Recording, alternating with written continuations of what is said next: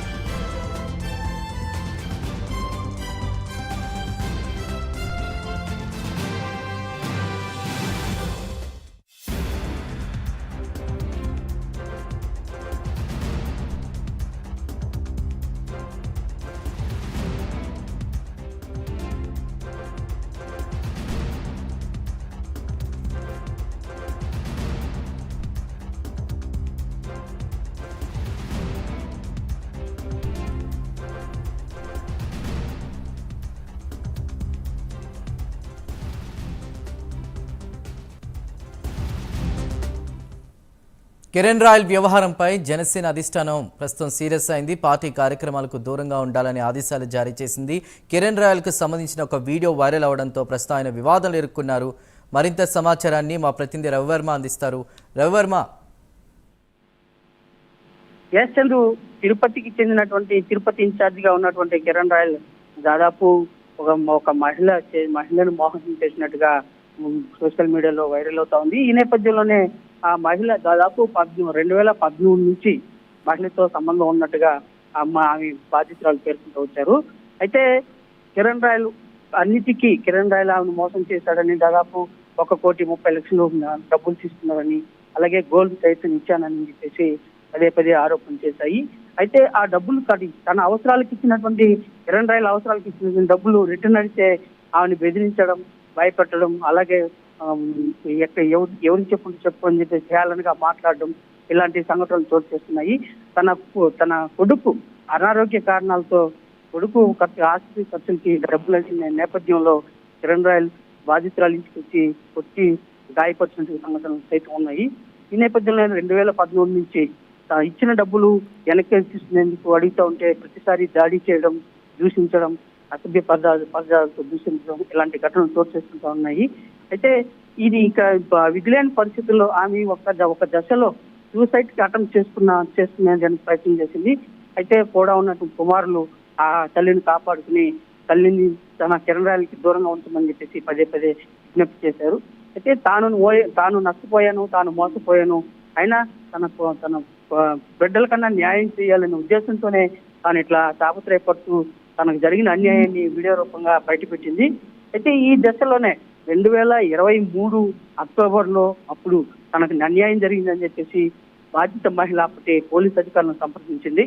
Police అధికారులు complaint అయితే తీసుకున్నారే కానీ దానిపైన ఎలాంటి విచారణ అయితే చేపట్టలేదు, ఎలాంటి చర్యలు చేపట్టలేదు. అయితే రాజకీయంగా కొంచెం పలుకుబడి ఉన్నటువంటి కిరణ్ రాయల్ తన మీద ఎలాంటి ఆరోపణలు వచ్చినా వాటిని అన్ని అణిచివేసేందుకు ప్రయత్నం చేస్తున్నాడని చెప్పి భావించి ఇవాళ ఆ బాధితురాలు ఆత్మహత్యకు ప్రయత్నం చేసింది. ఈ నేపథ్యంలోనే ఇలాంటి వీడియోలన్నీ కూడా వైరల్ అవుతూ వచ్చాయి. అయితే ఇప్పుడున్న పరిస్థితుల్లో తనకు జరగకపోయినా తన కుమారులకైనా న్యాయం జరగాలని చెప్పేసి పదే పదే బాధితురాలు అయితే విజ్ఞప్తి చేస్తున్నారు. ఆ మేరకు ఇవాళ మీడియా ముఖ్యంగా వచ్చి తనకు జరిగిన అన్యాయాన్ని పోలీసుల దృష్టికి కూడా తీసుకెళ్లారు. ఇవాళ పోలీసులు కూడా ఫిర్యాదు చేశారు. తనకు న్యాయం జరగకపోతే పవన్ కళ్యాణ్ దృష్టికి తీసుకెళ్తాను, పవన్ కళ్యాణ్ న్యాయం చేయాలని చెప్పేసి బాధితురాలు మహిళ డిమాండ్ చేస్తుంది. Right Ravi Varma, thank you.